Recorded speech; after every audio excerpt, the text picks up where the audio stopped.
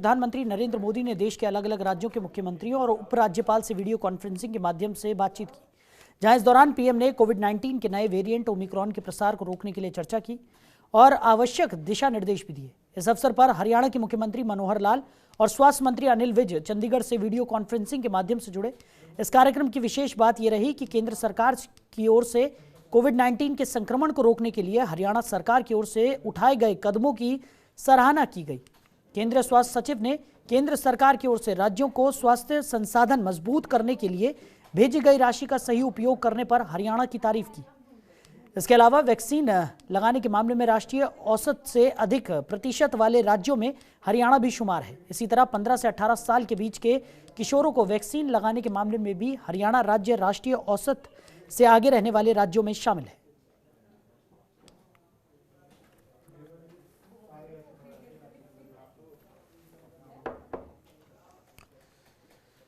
वहीं हरियाणा के यमुनानगर के जगाधरी पहुंचे हरियाणा के मुख्यमंत्री मनोहर लाल ने पौंटा साहिब मार्ग जगाधरी में सम्राट मिहिर भोज गुरुकुल विद्यापीठ का शिलान्यास किया। इस मौके पर हरियाणा के शिक्षा और वन मंत्री कंवरपाल और पूर्व केंद्रीय मंत्री और अंबाला के सांसद रतन लाल कटारिया सहित दूसरे नेता और अधिकारी भी मौजूद रहे। इस दौरान सीएम मनोहर लाल ने कोरोना के बढ़ते मामलों पर चिंता जताई।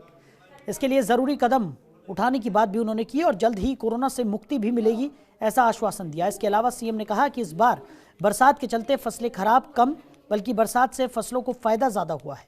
साथ ही हरियाणा में पीटीआई और ड्राइंग टीचर्स को ऑनलाइन माध्यम से रजिस्ट्रेशन कराकर नौकरियां देने की बात भी उन्होंने की है। कम से कम कर रहे हैं। हमने ऑफिस जितने हैं उनमें भी 50% की हाजिरी कर दी है। मॉल जो हैं वो भी 50% की हाजिरी पर खुलने चाहिए। बाज़ार शाम को 6 बजे बंद होने चाहिए। जितना आवश्यक है उतनी गतिविधियों पर प्रतिबंध लगाया है।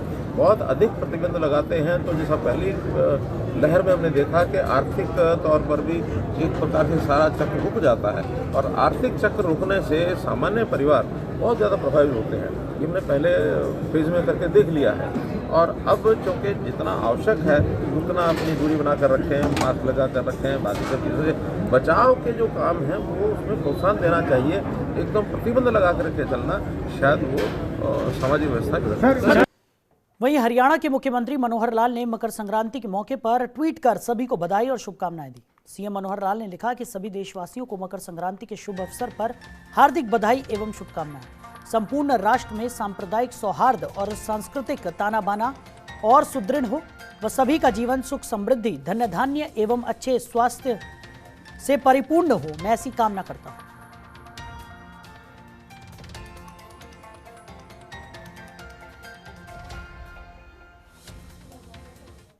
वहीं तमिलनाडु हेलीकॉप्टर क्रैश में जान गंवाने वाले हरियाणा के ब्रिगेडियर लखविंदर सिंह लिड्डर के परिवार को 50 लाख रुपए की सहायता राशि दी जाएगी। इसके साथ साथ ब्रिगेडियर के परिवार के किसी एक आश्रित को द्वितीय श्रेणी की सरकारी नौकरी भी मिलेगी। तमिलनाडु के कुन्नूर जिले में 8 दिसंबर को सीडीएस जनरल बिपिन रावत, उनकी पत्नी और ब्रिगेडियर लखविंदर सिंह लिड्डर सहित सेना के कई जवानों ने हेलीकॉप्टर हादसे में जान गंवा दी थी। हरियाणा के मुख्यमंत्री मनोहर लाल ने ब्रिगेडियर के परिजनों को दी जाने वाली सहायता राशि की मंजूरी प्रदान की है। उन्होंने कहा कि ब्रिगेडियर लखविंदर का निधन उनके परिवार और प्रदेश के लिए अपूर्णीय क्षति है। मुख्यमंत्री ने बताया कि सैनिक और अर्धसैनिक बल की एक्स ग्रेसिया पॉलिसी के तहत शहीद होने वाले सैनिक के परिवार के आश्रितों को आर्थिक सहायता के साथ साथ सरकारी नौकरी दिए जाने का प्रावधान है। इस नीति के तहत हेलीकॉप्टर क्रैश हादसे में जान गंवाने वाले ब्रिगेडियर लखविंदर सिंह की मौत को स्थायी लड़ाई दुर्घटना मानते हुए विशेष आर्थिक सहायता व नौकरी देने की घोषणा की गई है।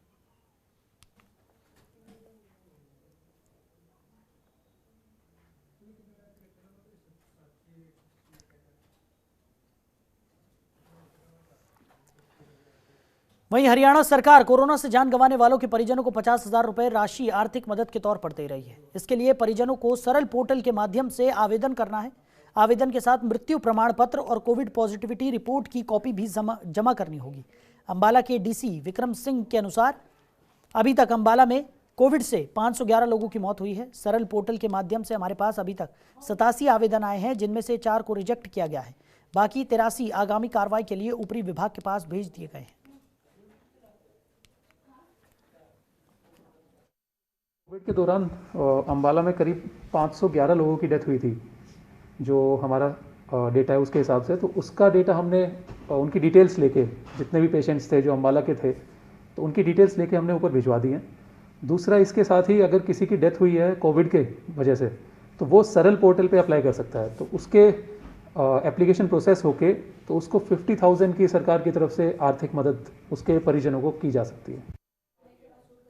उधर ग्रामीण क्षेत्रों में बिजली बिलों के डिजिटल भुगतान को बढ़ावा देने के लिए उत्तर हरियाणा बिजली वितरण निगम ने प्रोत्साहन योजना शुरू की है। इसके तहत बिजली बिल ऑनलाइन पे करने पर विभाग की ओर से कुछ रुपए उपभोक्ता को रिफंड किए जाएंगे। बिजली विभाग अधिकारी के अनुसार जिस गांव की ओर से 90% बिल ऑनलाइन भरे जाएंगे, उस पंचायत को बिजली विभाग विकास कार्यों के लिए 2 लाख रुपए देगा। ज्यादा जानकारी देते हुए अधीक्षक अभियंता वी.के. बरनवाल ने बताया कि गांव में डिजिटल भुगतान बढ़ाने के लिए ऑनलाइन बिल भुगतान करने वाले सभी उपभोक्ताओं को बिल में छूट दी जाएगी। इसके अलावा उपखंड स्तर पर त्रैमासिक ड्रॉ के माध्यम से चयनित 5 उपभोक्ताओं को 2100 रुपए नगद पुरस्कार भी दिए जाएंगे। जो हमारे रूरल एरियाज़ हैं खासकर, उनमें इस स्कीम को प्रोत्साहित करने के लिए लोगों को ये स्कीम लाई गई है। क्योंकि अर्बन एरिया में तो काफ़ी कंज्यूमर्स वेल अवेयर हैं कि हम डिजिटल रूप से भी पेमेंट कर सकते हैं, बहुत सारे उनके पास ऑप्शंस हैं इसके रिगार्डिंग। लेकिन रूरल एरियाज़ में अभी लोग इसमें बहुत आगे नहीं आ रहे हैं, कुछ अवेयरनेस की कमी है, इसलिए ये स्कीम लाई गई है कि लोग इसमें आगे बढ़कर हिस्सा लें। बेसिकली इस स्कीम में ये है कि जो भी पहली बार कंज्यूमर इसको अडॉप्ट करता है डिजिटल पेमेंट को, किसी भी तरीके से वो डिजिटल पेमेंट करता है महकमे की, अपना बिल की अदायगी करता है, तो उसको 20 रुपये पर ट्रांजैक्शन की हम कहते हैं फर्स्ट जो बिल होगा उसमें हम 20 रुपये देंगे। वहीं हरियाणा के यमुनानगर में सरस्वती नगर रेलवे स्टेशन पर पैसेंजर्स गाड़ियों के ठहराव की मांग को लेकर किसानों और ग्रामीणों ने रेलवे ट्रैक को जाम कर दिया, जिसके चलते अंबाला सहारनपुर मार्ग पर चलने वाली अलग अलग गाड़ियां प्रभावित हुई। भारतीय किसान यूनियन के जिलाध्यक्ष संजू गुदियाना ने बताया कि कोरोना काल में जिन ट्रेनों का सरस्वती नगर रेलवे स्टेशन पर ठहराव बंद कर दिया गया था, ग्रामीण उन ट्रेनों के फिर से ठहराव की लंबे समय से मांग कर रहे थे। कई बार रेलवे अधिकारियों को मिलकर ग्रामीण प्रार्थना कर चुके हैं, लेकिन जब किसी अधिकारी ने नहीं सुनी तो आज तंग आकर ग्रामीणों ने महापंचायत की। फिर भी 2 घंटे तक कोई अधिकारी नहीं आया तो ग्रामीणों ने रेलवे ट्रैक जाम कर दिया। आपकी हिम्मत है जी। किसान नेताओं द्वारा सुबह 10 बजे स्टेशन के बाहर धरना प्रदर्शन किया गया और उनकी ये मांग थी कि रेलवे का कोई उच्च अधिकारी आए और हमारे को आश्वासन दे, इसके बाद हम उठेंगे। जो करीब 12 बजे के लगभग सीनियर डीसीएम और डीसीएम साहब मौके पे आए, उनको समझाने का प्रयास किया, लेकिन किसान नेता नहीं माने। जो 3 बजे के लगभग 3 बजे ADRM श्री करण सिंह अम्बाला मौके पे हाजिर आए और उन्होंने किसान नेताओं व कार्यकर्ताओं को समझा बुझाकर गाड़ी रोकने का आश्वासन दिया, जो इसके बाद सभी किसान नेता व कार्यकर्ता अपने गंतव्य स्थान पर चले गए। यहाँ ऊंचा चंद्रा रेलवे ट्रैक पर ग्रामीण वासी बैठे हैं, रेलवे ट्रैक को जाम करे बैठे हैं, क्योंकि एक लंबे समय से मांग थी ग्रामीण वासियों की।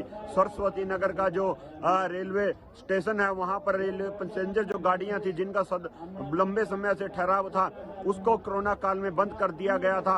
और कई बार उच्च अधिकारियों से बात करने के बाद, धरना देने के बावजूद, अधिकारी DRM साहब से मिलने के बाद भी जब समस्या का हल नहीं हुआ, तो आज मजबूर वंश यहाँ पर ग्रामीण वासियों ने एक महापंचायत की और पंचायत में 2 घंटे का समय प्रशासन को देने के बाद जब कोई अधिकारी बातचीत करने के लिए नहीं आया, तो मजबूर होकर यहाँ रेलवे ट्रैक पर बैठना पड़ा। और तब तक बैठे रहेंगे जब तक पैसेंजर गाड़ी का जो ठहराव की मांग यहाँ कर रहे हैं वो नहीं होगी। यहाँ पर धरना तब तक हमारा जारी रहेगा। वहीं पटियाला के अर्बन स्टेट पुलिस ने चोरी में शामिल एक गिरोह का पर्दाफाश किया, जिसमें एक व्यक्ति को पुलिस ने गिरफ्तार कर उसके पास से 9 चोरी की मोटरसाइकिलें बरामद की है। इस मामले का खुलासा करते हुए DSP मोहित अग्रवाल ने बताया कि पटियाला में घने कोहरे का फायदा उठाकर इन गिरोह के सदस्यों ने पटियाला जिले और शहर के आसपास के इलाकों से कई मोटरसाइकिलें चुराई थी। चोरी की कई शिकायतें थाने में पहुंच चुकी थी, जिसके बाद पुलिस ने कार्रवाई करते हुए इस गिरोह का खुलासा करते हुए एक आरोपी को गिरफ्तार भी किया है। पुलिस आरोपी से पूछताछ कर रही है, जिससे गिरोह के और भी सदस्यों का खुलासा हो सके और वो पुलिस की गिरफ्त में आ सके।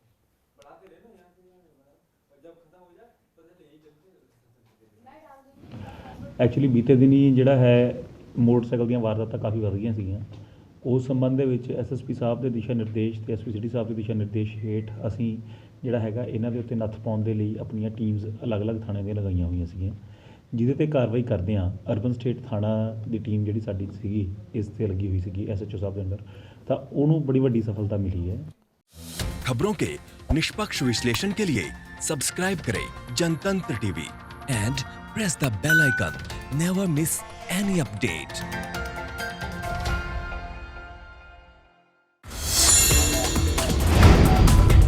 Download the Janatantra TV app, available on Google Play and App Store. Download it now.